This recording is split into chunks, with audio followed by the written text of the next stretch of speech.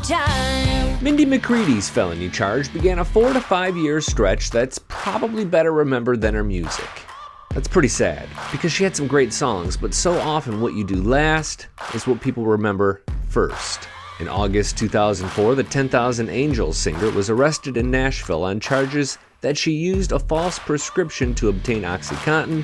A judge showed some leniency, so she was only sentenced to probation, a fine, and community service. But over the next few years, she'd violate probation, falsify her community service records, and get arrested for driving under the influence, driving with a suspended license, identity theft, battery, and more.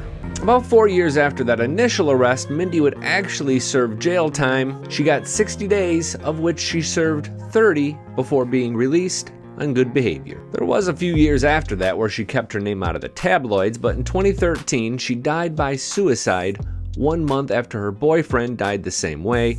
She was just 37 years old. I've got 8 more country music felons, including number 6, which is probably not fit for small children or anyone who's dealt with the domestic violence issue. Take care of yourself if that's the case, and please consider tapping subscribe if you appreciate this original country music analysis. You can take this job and shove it. I ain't working here no more. Johnny Paycheck did a lot of bad things that got him arrested. Check forgery, assaulting a naval officer, and not paying taxes are 3 of them. Some charges, like his 1982 arrest on charges of statutory rape, were dismissed or reduced to misdemeanors. Others, like his felonious assault charge, ended in real jail time. Here's what happened. Paycheck was at a bar in Ohio, and he says a man named Larry Wise and his partner started to bother him. Fearing for his safety, Johnny grabbed a gun, but his finger slipped. So instead of shooting up towards the ceiling, he shot the guy in the face. That defense actually kind of worked because the charges were reduced to aggravated assault, and he'd get jail time, but because of a bunch of appeals, he wouldn't actually go to jail until 4 years later in 1989. He served 2 years before the governor of Ohio commuted his sentence. It's worth noting that the victim, Larry Wise, had minor injuries, relatively.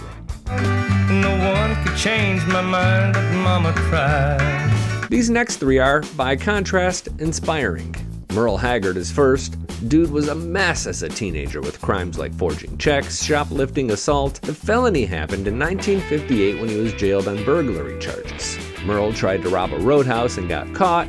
Soon after, he was transferred to San Quentin, where he was in the crowd when Johnny Cash performed his famous concert there. That moment, and that a couple of his good friends were executed, convinced Merle to turn his life around, and he started scoring hits on country radio soon after his 1960 release. Jelly Roll has a similar story, although it wasn't Johnny Cash but his daughter that straightened him.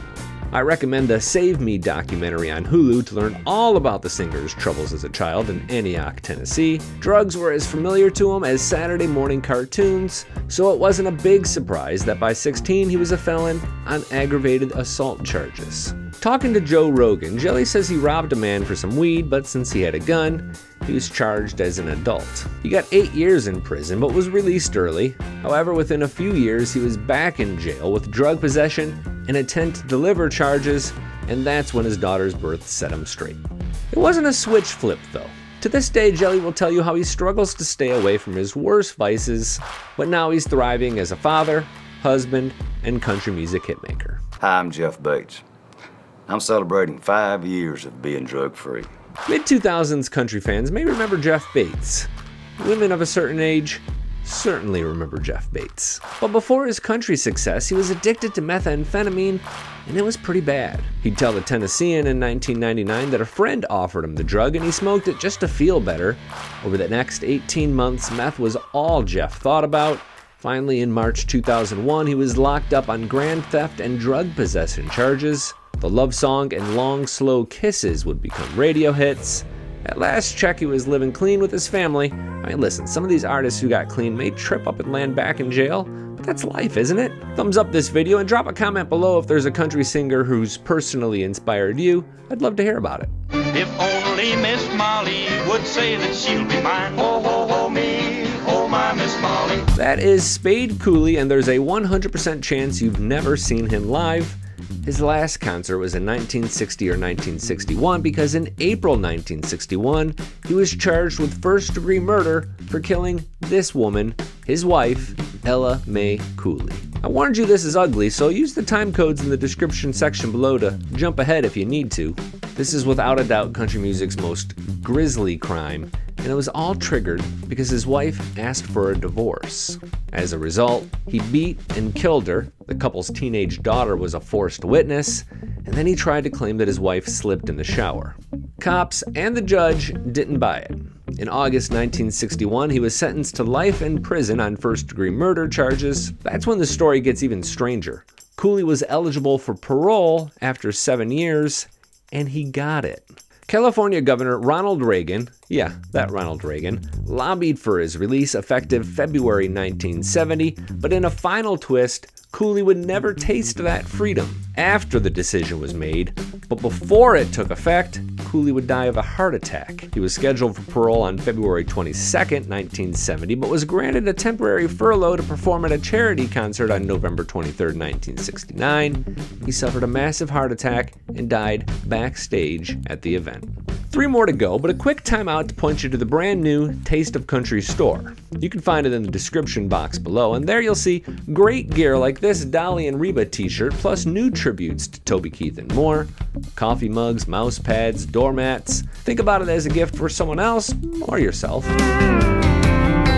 And people are crazy. Billy Currington was charged with a felony, and I'm not sure he's a convicted felon though. Let me explain. In April 2013, a 70-year-old man named Charles Harvey Farrell accused Billy of getting in a boat and following Farrell and his passengers in his charter boat.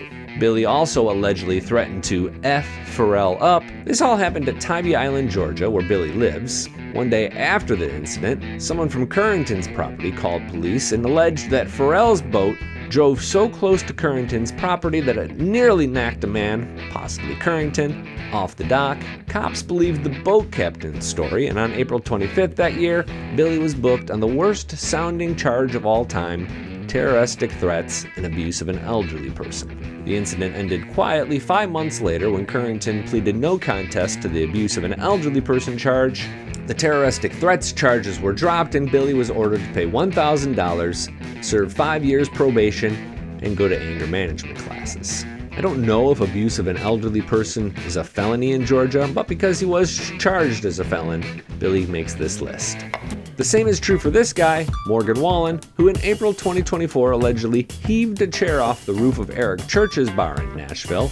Cops were standing at ground level just feet from where it happened, and they arrested him on reckless endangerment charges, which could get Morgan 6 years in jail, but the case is still pending.